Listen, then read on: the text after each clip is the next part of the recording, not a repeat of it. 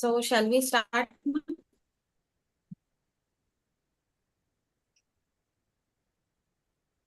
Shall we start now?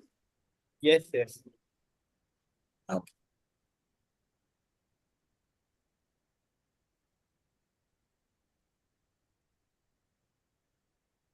So good evening to everyone who has joined with us here today. I am Dr. Shruti Patwal from the Medical Affairs team at Universal Nutriscience UNS.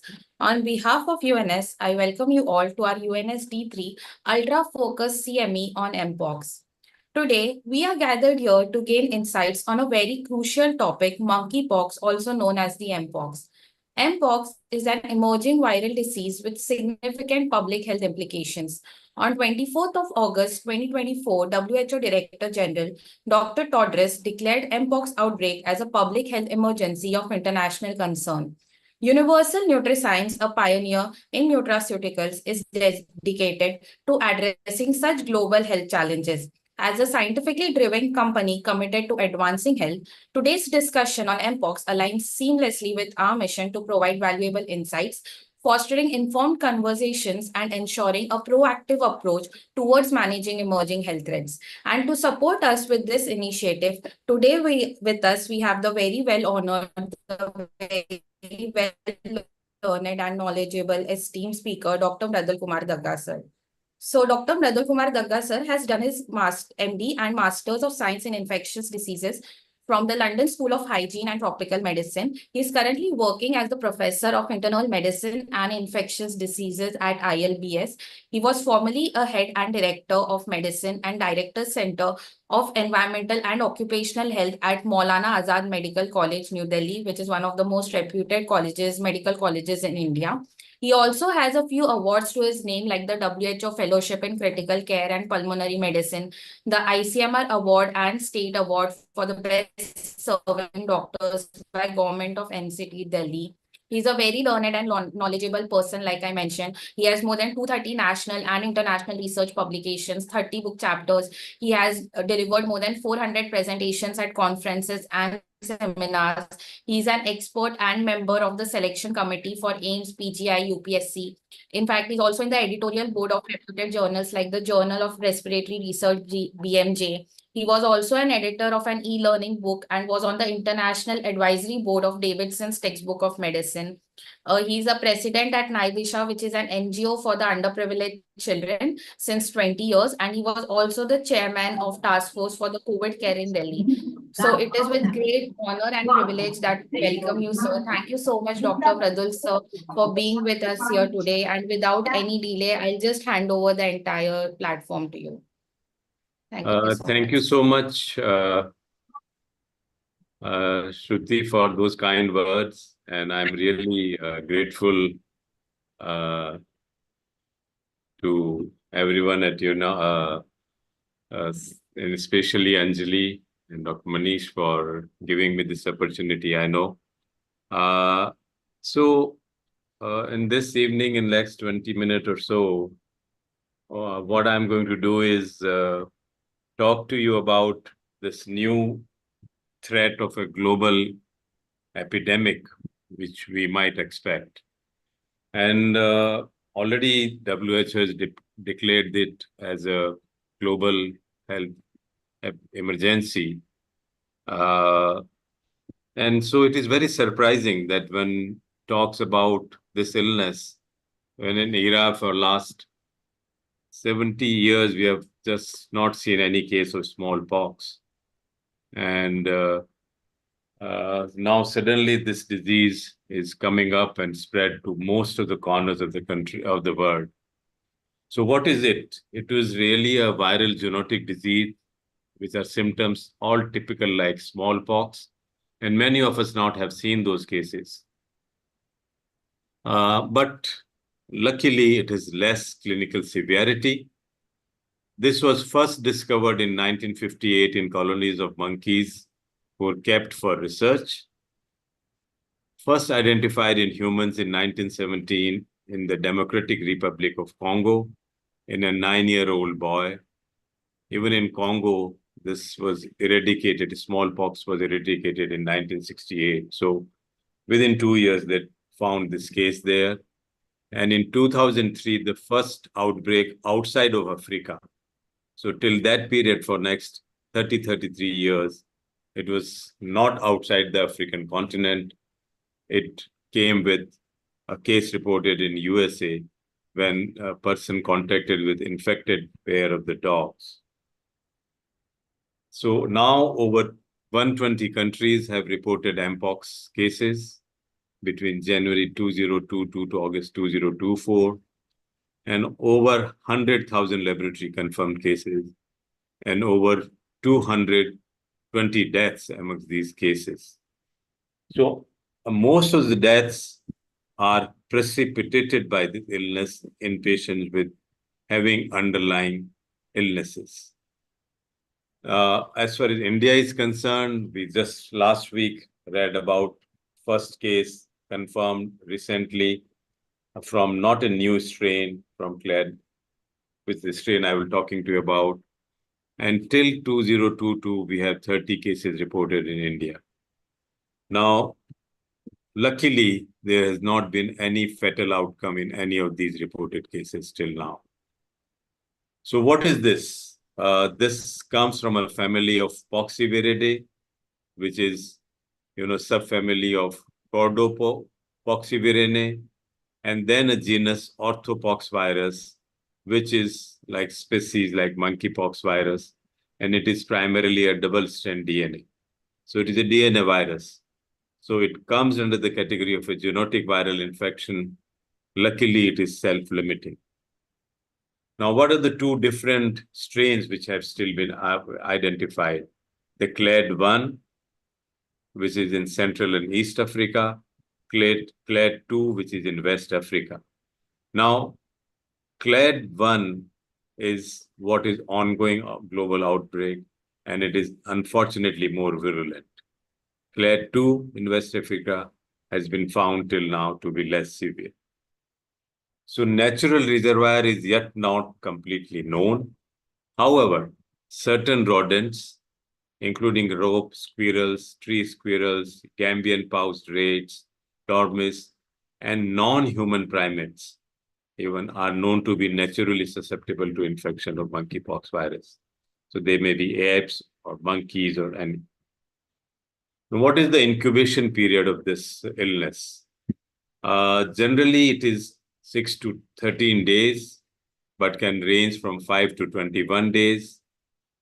The period of communicability, as with most of the illnesses, starts 1 or 2 days before even the rash appears on the body. And it continues till all scabs fall off or get subsided. So this is a long infectivity period, and that's the source for such vast spread of this global epidemic. Mode of transmission, human-to-human transmission, large respiratory droplets, or you have a direct contact with body fluids or the lesion material which is coming out from these skin lesions, and indirect contact with lesion materials such as through the contaminated clothing or linens of an infected person. And a lot of cases have been reported during sex with person with infectious skin lesions. In fact, in the end, I'll show you one paper from NEGM where most of the cases are through this route. Animal to human transmission by bite or scratch of infected animals, like small mammals, including rodents, rats, and squirrels, and non-human primates like monkeys and apes.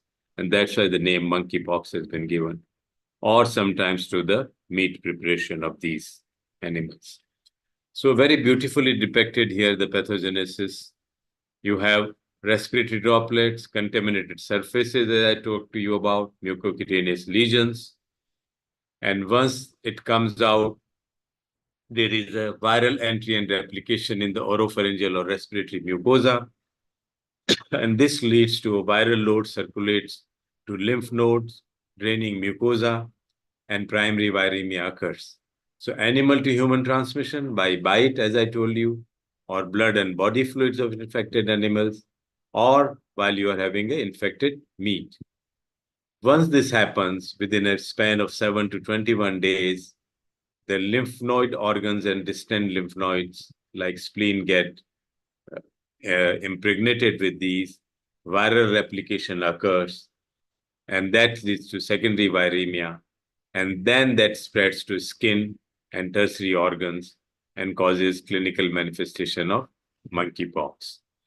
So this kind of a process, as happens with most of the virus illnesses, occur in this as well. So if you want to know this attachment of the virion through the host cell, and plasma membrane fusion with a neutral pH, release of this viral core into cytoplasm, this is what is happening, the attachment, the entry, release of virus DNA. Then a late transcription occurs of leading to mRNA and then translation. Then these assemble, these assemblies which take place in the cell leads to, alteration of this, and then this comes out of the cell. And then this person becomes infective. So nucleus, there where it is taking place, and early transcription, and then translation. This causes the problem. So once this extracellular virion transport and exit the cell, they move to adjacent cells and cause polymerization. And this polymerization leads to continuation of this transmission. So what are the clinical presentation? There is a prodrome of 0 to 5 days. As I said, you may be 6 to 13 days where it may be. But sometimes within 3 days, you may have that. There'll be fever. There'll be lymphadenopathy, typically occurs with fever onset, headache, muscle aches, exhaustion, like with most of the viral illnesses. There may be fever with chills and sweat, and they may have sore throat and cough. Once there is skin involvement, which occurs within 1 to 3 days of fever onset, which lasts for a very long period. So that's why the infectivity lasts for 3 to 4 weeks. There are deep-seated, well-circumscribed, and often develop umbilication.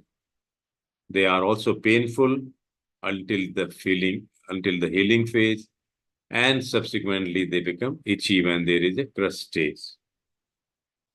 So if you look into what have there been symptoms in these cases of monkeypox, almost everyone has, this complaint of skin lesion. Everyone, almost 100%. Headache, fever in 88%, headache in almost 80%, pruritus in 74%, lymphadenopathy in almost 2/3, also chills and sweats in 2/3, myalgia almost in 63%, sore throat in almost 50%, and fatigue, oral ulcers, which we'll show you subsequently, cough, conjunctivitis, they are intolerant to light, sensitive to light, and almost 20% will have vomiting, nausea during first 10 to 12 days of this illness. So you have all kinds of illnesses, and that really debilitates a patient. So what are the stages of rash in this M-POX? So the first 1 to 2 days, there will be a macule, the macule lesions. Sometimes the lesion first appear on the tongue, and then you see them occurring in mouth, then the macular regions. Then you have papules, which occur in next 1 to 2 days. They typically progress from macule flat to papular raised regions. Then the vesicles appear, which are typically filled with clear fluid. Then they typically become pustular, filled with opaque fluid like this. This is the vesicle, this is the papule, and this is the macule. Finally, lesions typically develop a depression on the center. Umbilication occurs a little bit like this.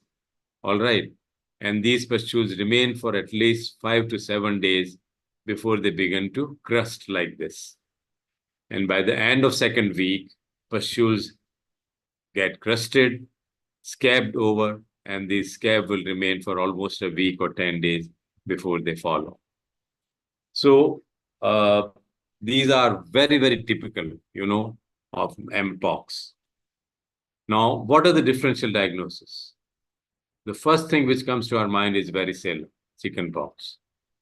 Sometimes a disseminated herpes zoster, although disseminated is very, very rare, it is always in a line, a line of a nerve.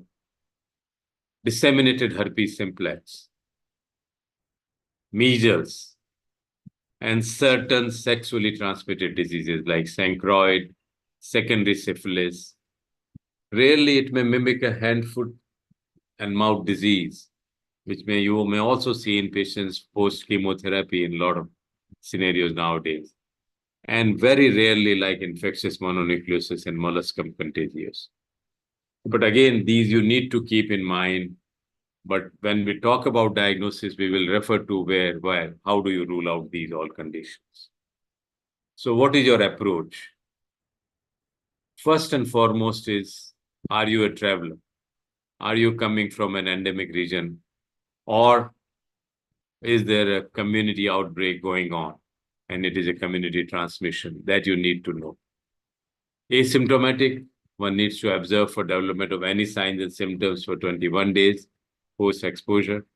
If signs and symptoms develop, one needs to collect specimen as per duration of illness. So how do you collect them, which we'll talk about. So in a rash phase, which is symptomatic, the lesion roof with scalpel or plastic scalpel collected in a plain tube, lesion fluid with intradermal syringe. So like when you have already a vesicle, lesion base scrapings with sterile swab, lesion crust in a plain tube, or nasopharyngeal or oropharyngeal swab in a plain tube. And you do collect blood in EDTA and also in patients who have serum glutamic pyruvate transferase solution, media. You can also have a urine culturide media. So during recovery phase, best would be blood collected in the SSGT, what you talked about, serum glutamic pyruvate transaminase media, and urine and sterile culture. Generally, you should collect it from multiple sites. So once you collect them, you send them for a PCR for orthopox virus genus, cowpox, buffalo, camel, and monkeypox.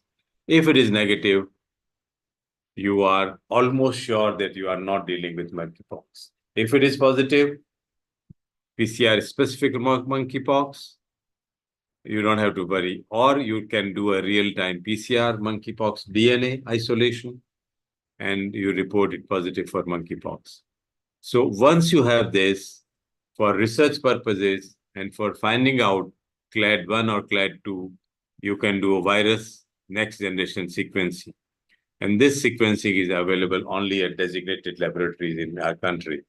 NIV Virology in Pune is leading that, but a lot of other institutes have that available. You can visit Ministry of Health and Family Wearable guidelines, and you can see those sites. Now, what are the systemic evaluation you will do for the patient when you have high risk for those with complicated or severe, when you're thinking it is a complicated or severe M-POX? Please monitor the vitals, oxygen level, level of consciousness. Also look at blood glucose, look at their BMI, even mid-arc circumference, and also look at the pain scale. What is the general condition? Is patient able to eat and drink without support, able to sit and walk independently, or patient within a week has had recent weight loss? Then what is the character of the rash? Very, very important. Which stage? Macule, papule, pustule. Location of the rash, very important. Number of lesions. And based on the number of lesions, that has been categorized into mild, moderate, severe, and very severe. So it is not uncommon to see 25 to 99 skin lesions in these patients. Mild will have less than 25, moderate 25 to 99, severe 100 to 250, very severe will have more than 250. And if exfoliation is present, what is the percentage of body? If more than 10% of the body is showing skin exfoliation, you need to be observant and careful in these patients. They may become dehydrated, they may develop a lot of other complications. Also look for secondary bacterial infections, cellulitis, pyomyositis, necrotizing soft tissue infection. Also look for if they have anything like seizure or coma or altered mental state. Dehydration, very important. Look for that, mild, moderate, or severe. Signs of perfusion, simply by pulse rate, by tachycardia, capillary refill, urine output less than 0.5, and mottling of skin, which also signs of dehydration. If there is high respiratory rate, more than 22, SpO2 is low, or patient is having accessory muscles in use. Then nutritional assessment, very important, weight loss, and what is the appetite? Does he have any signs of malnutrition? Although this would occur more in patients who have other comorbid illnesses, or cancer patients, immunocompromised patients, or chronic illnesses. And you may need to do all these tests, including electrolytes, your bicarbonate, your kidney functions, liver functions, glucose, blood cell, blood count, platelets, PTINR, calcium, albumin in a patient who is sick. So what is the management? In a patient who has skin rash predominantly, you try and protect the compromised skin and mucous membrane. The skin rash clear with simple antiseptics. You use mupironic acid, mupirocin, and fusidine. Cover it with light dressing if there are extensive lesions present. If do not touch the scratch and lesion, so keep that universal precaution. In case of secondary infection, relevant systemic antibiotics may be considered. If there are genital ulcers because of M-POX, sitz bath, oral ulcer, warm sterile gargles, and oral topical anti-inflammatory gel may be used. If there is conjunctivitis, most of the time it is self-limiting, but you may need to consult ophthalmologist if there is pain and there are discharges. You may need topical antibiotics and anti-inflammatory topical drops as well. Rehydration therapy and nutritional is very, very important, and especially if there are nausea, vomiting, diarrhea, although this has not been reported much. So encourage ORS or oral fluid, intravenous fluid only if it indicated, and encourage nutritious and adequate diet. If there is fever, sponging, paracetamol as and when required. For itching and pruritus, topical calamine solution and antihistaminics. Nausea and vomiting, you can give them antiemetics as well as for headache, again, paracetamol and adequate hydration. So what about using antivirals? At the beginning, let me tell you, at the moment in our country, we do not have these specific antiviral, which I'm going to enumerate next, available. So, but it is only being used under randomized clinical trials. When not possible, antivirals may be used under expanded access protocols, when you have an emergency or like use of unregistered investigation drug. What happened in COVID? When we did not have that, we wanted to use certain drugs like IL-6 inhibitor, like tocilizumab. We took emergency permission for use of those drugs, so that can be done. So tecovirimat is the first drug which has been approved in patients with monkeypox. This is an antiviral drug, but unfortunately, at the moment, not available. There are now other drugs like cidofovir, we already have in market for other conditions, NIOCH-14, and even a vaccine immune globulin. They can be considered in combination with tecovirimat or as an alternative therapy in certain situations. And what are those? Severe ocular infections, life-threatening manifestations like in severely immunocompromised HIV patients with cell count CD4 less than 200, clinically significant disease progression while on tecovirimat, or those who have recurrence after an initial period of improvement, resistant to tecovirimat, that is, new monkeypox lesions developed despite more than 2 weeks of treatment, and they are allergic to or unable to receive tecovirimat. So what are the doses? Just for sake of enumerating it, although they're not available, adults, oral or IV, 600 milligram twice daily for 14 days. If person is less than 40 milligram, then 400 milligram. And mainly it acts on the annular protein inhibitor, orthopex PP19. Side effects are pain, nausea, headache, that's all. Brincidofovir, more than 200 milligram once weekly for 2 doses. Cidofovir 5 milligram per kilogram once weekly for 2 weeks, followed by 5 milligram per kilogram IV once every other week. You have to be careful about neutropenia, hypotony of eye, iritis, uveitis, nephrotoxicity, and immune globulin 6,000 unit per kilogram as soon as symptoms appear, may be repeated based on severity of symptom, and sometimes even 9,000 per kilogram may be considered. Again, symptoms, side effects are headache, nausea, vomiting. Antibodies obtained from pooled human for plasma of individuals with immunizing vaccine provide passive immunity, like what you were using plasma during COVID as well.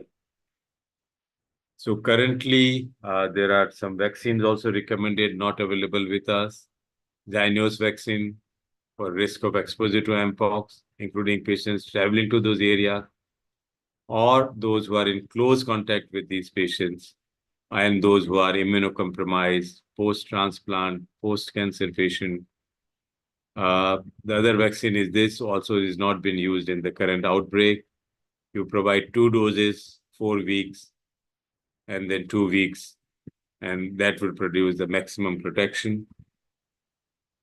In certain special situations, like during women during pregnancy, mild or uncomplicated, there's no need for them to be in the hospital. Although, if you monitor them in a health facility, it would be better because then you'll be able to ensure isolation also. Severe or complicated, immediately admitted, supportive care and interventions to improve maternal and fetal survival. They should have support to mental health and psychosocial support. And if at all there are maternal and neonatal complications. Mode of birth can be individualized. Induction of labor and cesarean section only when medically justified, like for any other condition, and based on the maternal and fetal condition.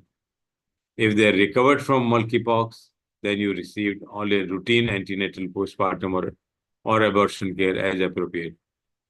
Additional care to be provided if there are any complications, and they have recovered and they have complications. For infants and young children with monkeypox, just monitor them very closely for evidence of potential congenital or perinatal exposure or infection. Children exposed to M-POX fully vaccinated for age according to the routine immunization schedule in these countries. And feeding, follow the normal feeding practices. Whether to stop breeding should be assessed on a case-to-case basis, considering the general physical status of mother and the severity of the disease. There is no definite recommendation to stop. So the current CDC guideline for monitoring patients with prodromal symptoms, but no rash or skin changes for up to 5 days. If no lesions develop, monkey infection is unlikely and the testing is not advised. So if you have these prodromal symptoms like fever, chills, rash or lesions, no, monitor for rash or lesions, consider other causes. Rash or lesion develop, they do not develop, monkeypox virus testing is not recommended. If they develop lesions, yes. And if they have urethritis, conjunctivitis, pharyngitis, proctitis, again follow the same. If they develop rash, it is consistent with monkeypox. If they already have rash or lesions, then it is consistent. It may be that or a recently suspected or confirmed close contact with epidemiologic risk group, or there is a travel history living in endemic area. If any of these are present, then one should test for monkeypox, minimum from 2 lesions, and start isolation if not already started, isolated. If they are not there, consider other DDs and very low threshold for multipox. Any risk for sexually transmitted diseases? Yes. You should screen for syphilis, HIV, HSV, chlamydia, and other. If the monkeypox results positive, yes, then supportive care, notification for close contact, isolation, re-evaluate for complication. This is very important. If they are negative, then you have a high suspicion, consider retesting. And you need to follow the laboratory guidelines, which say that if the rash continues to progress, you may do a repeat lesions. So if you have lymphadenopathy and sexually transmitted infection proven, then you need to treat them as well. What is more important is risk communication and preventive measures. So you need to tell the patients to avoid contact with patient and any material or a bleeding, isolated infected patients from others, practice good hand hygiene after contact with infected animals or humans, use appropriate personal PPE when caring for patients. Isolation of the patient in an isolation room of the hospital at home is in a separate room with separate ventilation. Patient should wear a triple layer mask. Skin lesion should be covered if possible and minimize risk of contact with others. Isolation to be continued till all lesions have resolved and SAPs have completely fallen off. Let me tell you in final, a recent publication 2 years back where they looked into almost 528 infections diagnosed in 2 months at 43 sites in 16 countries. 98% of the persons were gay or bisexual men, and 95% of them came with rash, and almost 64% were having less than 10 lesions. And 73% of them had anogenital lesions. And common systemic features preceding the rash included fever, lethargy, myalgia, and headache. Also, lymphadenopathy was very common. Antiviral treatment was given only to the 5% of the persons overall, and only 13% were hospitalized, but there were no deaths.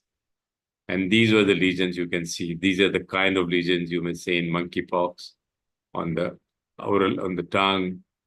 Can you see it here?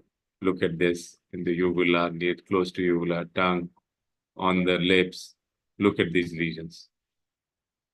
And if you look at the anogenital lesions, these are the different stages of the lesions. Papules, then vesicles, then scabbing, and all those occurs. And these lesions may last for 3 to 4 weeks. So I want to end by saying that you have to be cautious. I have not made a summary slide, but the bottom line is that if you have a strong travel history from the endemic area and person has prodromal symptoms and a rash, and the rash, the number of lesions are much, much more than what you see in any other rash we have talked about, you need to be very, very careful. Isolate them, investigate them, take a proper history, and please do not create any panic. Thank you very much for your patient hearing. Thank you so much, Dr. Mridul, sir, for such an enriching and insightful discussion on monkeypox. So we'll just open the platform for a few questions that the participants or the delegates have. And until the questions start coming in, what I would like to know more about M-POX is what are the particular risk factors which is found in Indian patients or Indian population that they are susceptible to monkeypox infection? No definite, as far as the Indian, whatever 30 cases have been seen, all those 30 cases are one who had history of travel to Africa or some other places. And till now, luckily, none of them had any other underlying comorbidity. So we cannot say, but definitely the whole data is still to be analyzed. The cases have been there for last more than 2 years, and no one has them fully analyzed them. But this for sure, I know that none of them had any cause of sexual transmission, and none of them had any other comorbid illness. So they are just travelers who got this illness. But further details at the moment are not available. So, sir, as a busy clinician, clinicians these days are bogged down with malaria, dengue, and chikungunya and other conditions. So, why, as a busy clinician, do I need to know about monkeypox and actively look out when I have other cases which are begging for my attention. Just Oh, for you the are absolutely right. So, if a patient comes to you in first 2 days of just a URI and fever, you would just not bother about it. But lot of patients come to you after 3-4 days of these symptoms.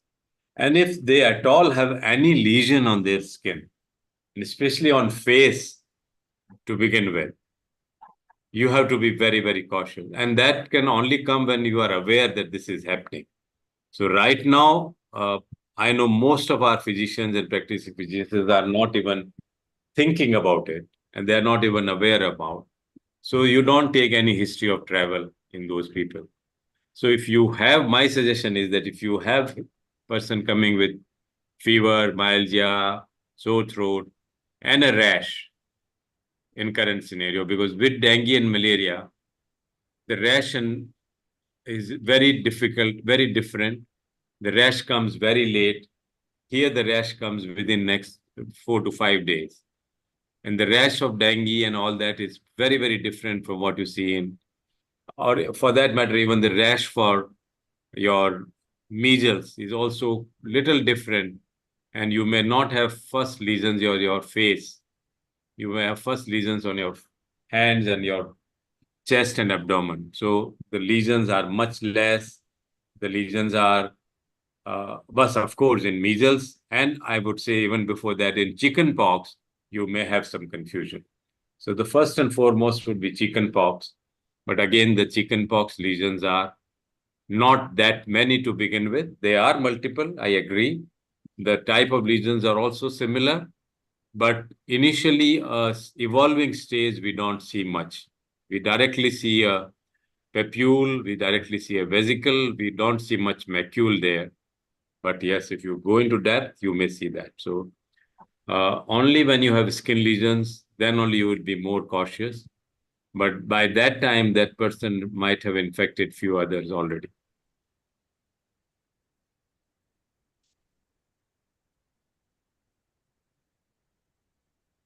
Thank you, sir. Thank you so much. So we Sir, have one of the questions from, please, sir. no issue, you can go. Okay.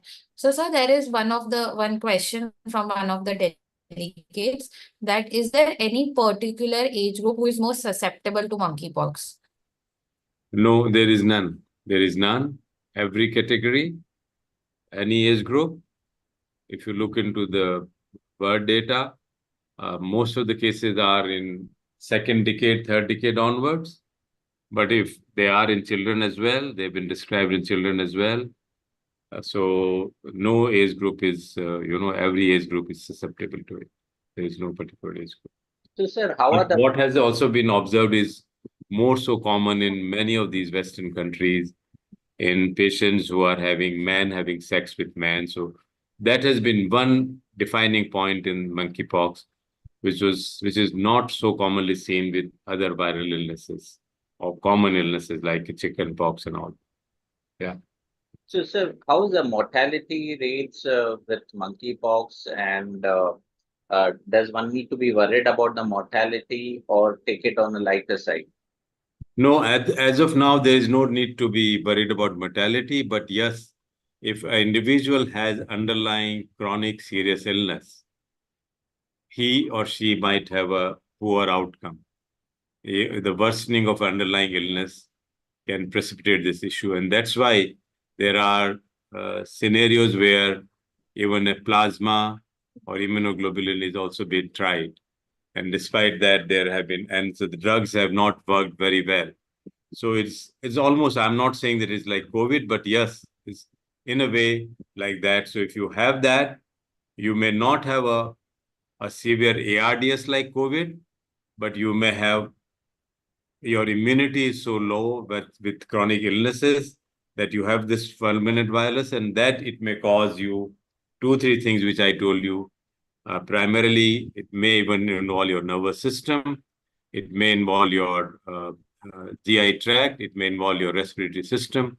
And any of these may go higher and have a secondary bacterial infection leading to a severe sepsis and a poor outcome. So, sir, countries like Singapore are thinking of vaccination for certain patient group or risk group. So are we in a stage where we also in India might have to explore that option? I think Indian government has to think about it because, as I told you in the beginning, at the moment they do not have even the drug available. They have not procured that drug as of now. They have not thought of getting that vaccine also because is a vaccine like for a smallpox similar to that. So even that is not there. But certainly, if in days to come and months to come, if you are not able to contain it, the situation may get out of hand, and then you would require. So one has to think in terms of that. Again, the travelers, they have sensitized all airport health outlets, health, AHPO, which are there at different airports. So at the moment, there is no advisory for screening of these patients coming from outside, even those coming from Africa. So that kind of thing has not happened. So I think if they start getting more cases, they will have to start that advisory that right at the airport entry, they will have to screen them. Sure, sir. Over to you, Yeah. Shruti. Right. Thank you. Thank you, Shruti. Thank you, sir. Thank you, sir.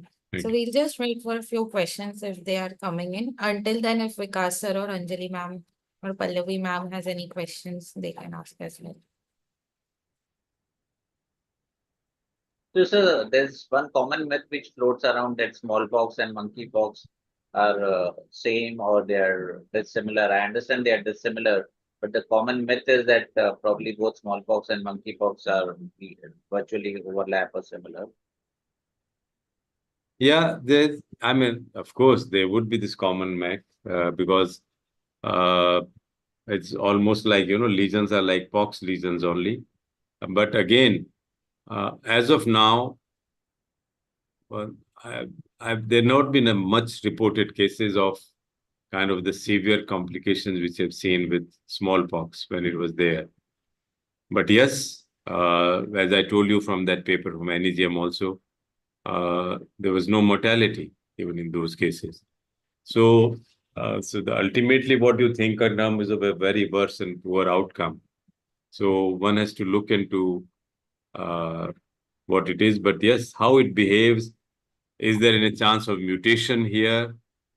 And again, the two strains, clade 1 is right now in circulation, which is causing more severe, where people are getting hospitalized. So like in the NEGM paper, you see almost 7% people were hospitalized, isn't it? So yes, they needed hospitalization. That means the disease was severe or the underlying illness was there and which made the disease behave in a manner which was severe and they need to be taken care of. So one has to be very careful about my metrics. So one has to look into this aspect that we have to be on watch, constant watch. And once these cases are reported, in a country like us, they may multiply anytime because the reporting, hiding, reporting is poor. People try and hide, so we might have challenges at that level as well. So, sir, this disease originated in a lab in US or did it originate in Africa? What are the conspiracy? No. So no. Let's not get into that controversy. It's in US it happened in 1970. I think what year I told you. Yeah, first case. So 2000 something, 2002 or something. I forgot. So the first case reported there, but again they attributed to the meat and all that paired exposure to the dog and all that. But yes, let's not think of a lab explosion here. It's definitely transmitted through the travel and through the exposure. So it has happened like that. Sure, sir. Over to you, Shruti. Okay. So, sir, So thank you. Yes.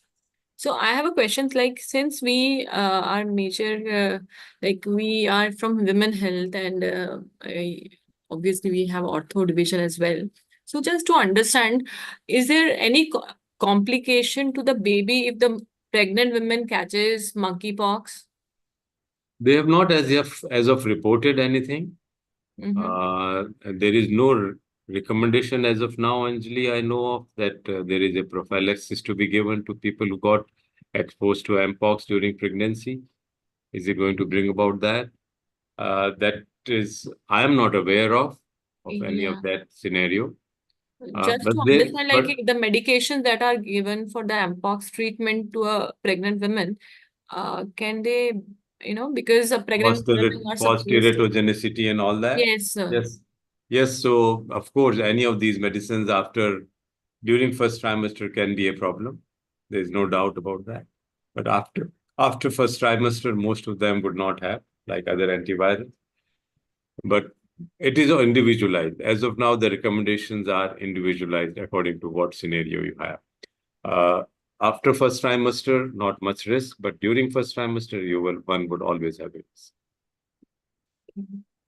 So any message you want to give? Because I have seen, like, we visit so many hospitals and we have not seen any kind of precautions like we used to see during the COVID times. But here, like, Yeah, nobody so is I even think aware that like monkeypox is these are available. early days, Anjali, and these are early days. People are more struggling right now with dengue, malaria, and even COVID, which keeps on occurring off and on. We are seeing a lot of different viral illnesses also besides COVID, dengue, malaria. I have been in Delhi. We are seeing some very different presentations. So people are more struggling with that. But I'm very sure in years and days to come or months to come, if you don't think about it, already advisories have been issued all over. The advisories issued almost for last month. We received advisory from our hospital administration in third week of August itself, with all those guidelines and all that, what to do and what precautions to do and all that. So I think they are already issued to all hospitals, centers, and all that, wherever government can reach. But I think mass awareness kind of a thing is still not on. There are no, because they have not seen much cases. But as what happened in COVID, they suddenly multiply within no time. So one has to see. But after that one case, there are no further report in last 5 days from Delhi. So I don't know how is it happening. But my advice is only that if you have fever and someone coming with a lot of raised skin lesions on your face and hands, if there are no other possibilities you're thinking, just do think that take a history of travel, take a history of exposure to anyone who had similar lesion in family or friend. That is very important. And isolate yourself. That is very important. Thanks a lot. Okay, we call it a day. We call it a day then. Yeah. Shruti. Sure, sir. So thank you so much, sir, for such an enriching discussion and such an insightful session as well. It is only because of these mass discussions or mass awareness programs that we are having right now that, we would be ready for the future that is coming in, and we would be able to curb diseases like these. So thank you so much, sir, for being Thank here you. today with us, being a part of this initiative, and also taking time out of your busy schedule and, dedicating it to us. Thank you so much, sir. I would also like to thank Nikhil Mehra, sir, who's the Vice President and VU Head of Women's Health, Pallavi More ma'am as well, who's the Marketing Manager, Anjali Sharma ma'am as well, and the entire Women Health team for being with us here today and, ensuring a smooth event going on. And also thanks to RX Events. I would also like to thank Vikas sir and Dr. Manish sir for sharing their inputs and insights from the medical team as a part of the medical team. Thank you so much to all the delegates as well who are present over here. Thank you so much. Once again, thank you so much, Dr. Mridul sir. Thank you. Thank you. It's been a pleasure. Thank you very much. Thank you so much. Thank you, Thank you, sir. sir. Thank Take you. care. Looking forward Thank for the collaboration. Thank you. Thank you. Thank you. Thank you so much, sir. Thank you. Bye. I take leave. Nice Bye. meeting Thank you, you. sir. Good Yeah. night. Nice. Bye. Bye. Bye. Thank you.